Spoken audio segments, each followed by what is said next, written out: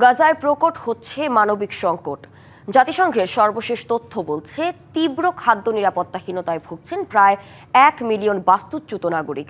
এ সংখ্যা গাজার মোট জনসংখ্যার 67%। খাবারের পাশাপাশি দেখা দিয়েছে বিশুদ্ধ পানির তীব্র সংকট।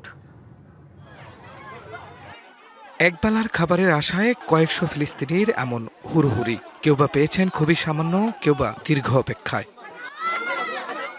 খাবারের জন্য হাহাকারের চিত্র শুধু একদিনের নয়, প্রায় নিত্যদিনের এই চিত্র গাজা উপত্যকায়। ত্রাণ বিতরণ কেন্দ্র কিংবা দাতব্য রান্নাঘর, যেখানেই খাবার মিলছে সেখানেই ভিড় করছেন বাস্তুচ্যুত ফিলিস্তিনিরা। আমার স্বামী আহত, আমাদের কোনো আয়ের উৎস নেই। 3 সন্তানকে খাবার দিতে আমাকে প্রতিনিয়ত সংগ্রাম করতে হচ্ছে। আজ দাতব্য রান্নাঘর থেকেও কোনো খাবার পাইনি। এখন জানি না সন্তানদের কি খাওয়াবো। যুদ্ধের কারণে ঘরবাড়ি হারিয়ে হাজারো পরিবারের আশ্রয় অস্থায়ী তাঁবুতে। খাবার সংকটের পাশাপাশি ভয়াবহ আকার ধারণ করেছে পানির সংকট। দীর্ঘ সময় লাইনে দাঁড়িয়ে পাচ্ছেন সামান্য পানি, এতে চাহিদা মিটছে না পরিবারের। প্রয়োজন মতো পানি পাচ্ছে না। কাপড় 2 সপ্তাহে একবার পরিষ্কার করতে পারি, এমনকি পান করা পানিও হিসেব করে ব্যবহার করতে হয়।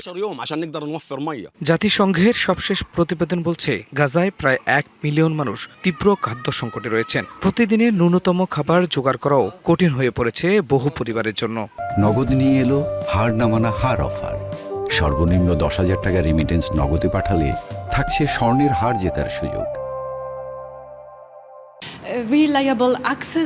প্রতিদিন বিশুদ্ধ পানি, স্যানিটেশন, স্বাস্থ্যসেবা এবং সাশ্রয়ী ও পুষ্টিকর খাবারের মতো মৌলিক প্রয়োজন মেটাতে সংগ্রাম করছে ফিলিস্তিনিরা।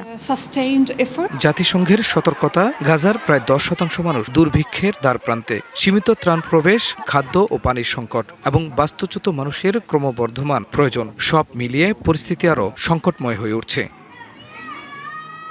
খান মোহাম্মদ মুকুল, ডিবিসি নিউজ ডেস্ক।